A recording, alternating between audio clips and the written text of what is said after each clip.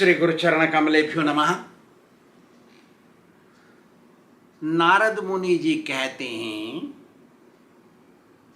कि जब भगवान के आदेश से प्रहलाद महाराज ने अपने पिता के मृतक शरीर का अंतिम संस्कार कर दिया, तब देवता लोग स्वर्ग से आए भगवान की प्रार्थना करने के लिए।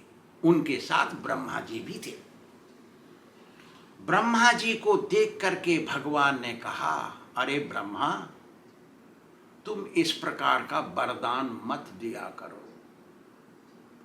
जो क्रूर है स्वभाव का, क्रूर दुष्ट स्वभाव उसका खराब, ऐसे आदमी को इस प्रकार का वरदान दे देना ऐसा ही है जैसे कि नाग सर्प, विषैले नाग सर्प को दूध पिलाना, दूध पिलाने के बराबर है।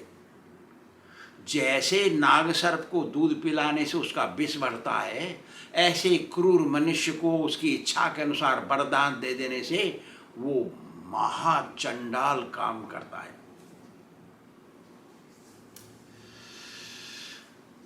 नारद मुनि कहते हैं कि इतना कह करके भगवान जैसे प्रकट हुए थे ऐसे ही अंतर्धान हो गए।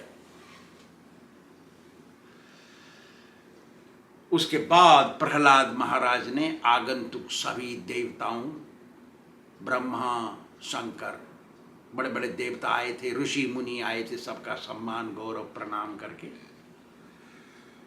शांत हुए। भगवान ब्रह्मा जी ने शुक्राचार्य से मिल करके प्रहलाद महाराज को, राजा तो ऑलरेडी बन गए थे, तो प्रहलाद को सभी दैत्य दानव राक्षसों के ऊपर शासक बना दिया। उनका सबका अधीश्वर, अंग्रेजी में कहते हैं एम्परर, बना दिया। और फिर वहां से प्रहलाद का सत्कार सम्मान पा करके सभी लोग अपने अपने स्थान पर चले गए। नारद मुनि कहते हैं, अरे युधिष्ठिर, ये जो भगवान के पार्षद थे जय और विजय, इनको चारों कुमारों ने, सनक सनंदन सनातन सनत कुमार ने श्राप दिया कि 3 बार तुम जन्म लो, राक्षस बनकर भगवान के हाथ से मारे जाओगे। इसलिए वो पहली बार में हिरण्याक्ष और हिरण्यकशिपु बन गए, भगवान के हाथ से मरे। दोबारा वो रावण और कुंभकर्ण बने, भगवान के अवतार राम के हाथ मर गए। तीसरी बार अरे युधिष्ठिर, तुम्हारे ही सामने शिशुपाल और दंत्र वक्र बने, वही जय विजय, और भगवान के चक्र सुदर्शन के द्वारा तुम्हारे सामने मारे गए। और वो भगवान तुम्हारे देखते देखते उनकी आत्मा भगवान में गई। देखा तुमने? नारद मुनि बोल रहे हैं इस बात को। अरे युधिष्ठिर, जो भगवान के हाथ से मारा जाता है उसको एक ही बार में मोक्ष मिल जाना चाहिए, लेकिन इनको मोक्ष इसलिए नहीं मिला कि उनको श्राप लगा था कि 3 बार तुमको राक्षस बनना पड़ेगा। इसलिए भगवान के हाथ से मारे जाने के कारण भी उनको मोक्ष नहीं मिला, अंत में मिला जो तुम्हारे सामने हुआ। आगे कहते हैं नारद मुनि, अरे युधिष्ठिर, इस प्रहलाद चरित्र जो मैंने तुमको सुनाया है, इसमें भक्ति, ज्ञान और वैराग्य, इसके बारे में बताया गया है। तुमने पूछा था कि इतना द्वेषी, जलने वाला, गाली देने वाला शिशुपाल कैसे भगवान के अंदर चला गया? वो तो पापी है, उसको नरक जाना चाहिए। तो मैंने सारी बात बता दी, तुम्हारा संदेह निकाल दिया इस प्रहलाद चरित्र के द्वारा। फिर आगे कहते हैं नारद मुनि, अरे युधिष्ठिर, तुमको जो जानने की जरूरत है मैंने सारी बात तुमको बता दी। इस प्रहलाद चरित्र को जो सुनता है उसके कर्म बंधन सब कट जाते हैं और मोक्ष का रास्ता खुल जाता है। नारद मुनि आगे कहते हैं, यूयं लोके बत भूरि भागा लोकं पुनानां मुनयो हिनन्ति येषां गृहाणां बसति इति साक्षात् गूढ़ं परम ब्रह्म मनुष्य लिंगम। अरे युधिष्ठिर, देखो तुम्हारा तकदीर कितना अच्छा है। तुमसे ज्यादा अच्छा तकदीर किसी का नहीं है। क्यों? कि भगवान स्वयं तुम्हारे राजमहल में आकर के देवाधिदेव सारे अवतारों के अवतारी कृष्ण कन्हैया मनुष्य स्वरूप में तुम्हारे राजमहल में रहते हैं। और ये बात सारे बड़े बड़े ऋषि महात्माओं को, मुनियों को पता है। इसलिए वो कभी कभी तुम्हारे यहां तुमको मिलने के लिए आते हैं, लेकिन देखने के लिए आते हैं उन्हें। क्या बोल रहे हैं देखो। नाम तुम्हारा है कि तुमको मिलने आना है, लेकिन मिलेंगे उनसे, उनके लिए आ रहे हैं। अरे राजन, हे युधिष्ठिर, असली भागवत धर्म तुम्हारे पास है। क्यों?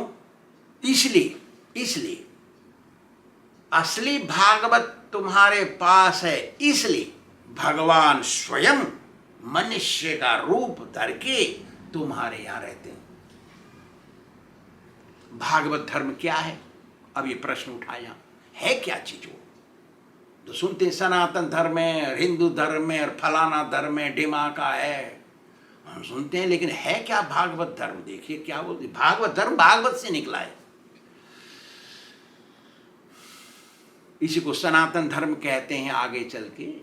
और फिर अब जो पर्शियन आए थे हमारे देश में 500-600 वर्ष पहले, उन्होंने हिंदू नाम दे दिया हमारे धर्म को। देखिए भागवत धर्म क्या है? भक्तिर ज्ञान विरक्तिश्च नवमं श्रवणादिकम धर्मो भागवत प्रोक्तस तद भक्तेषु तथा नव। असली भक्ति, असली आध्यात्मिक ज्ञान और असली मार्ग त्याग का, इस सांसारिक भौतिक त्याग,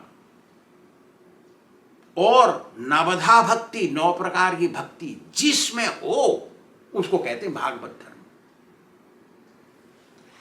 असली शुद्ध भक्ति, असली शुद्ध आध्यात्मिक ज्ञान और असली तरीका कैसे भौतिक संसार से अलग रहा जाए, जिसमें हो, और नवधा भक्ति मिल करके हो।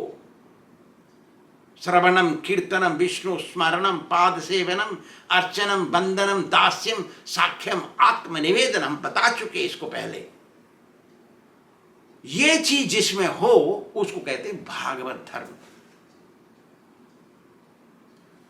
यदि कोई इन सब को ना अपना करके नवधा भक्ति अपनाता है ना, 9 प्रकार की भक्ति को, उसको भी भागवत धर्म कह देते हैं। यह है भागवत धर्म। अरे तुम लोग भागवत धर्म अपनाते हो इसलिए हो युधिष्ठिर, तुम्हारे पास भगवान रहते हैं। हमारी संस्था का नाम भी भागवत धर्म समाज है। इसमें भागवत धर्म सिखाया जाता है। नारद मुनि आगे कहते हैं, हे राजन, जिस भगवान को बड़े बड़े ऋषि मुनि ध्यान में भी नहीं मिलते, वो भगवान आपके यहां आकर के छिपके मनुष्य शरीर में रहते हैं। कन्हैया का मनुष्य स्वरूप है ना, तो वो रहते हैं जैसे कि तैसे।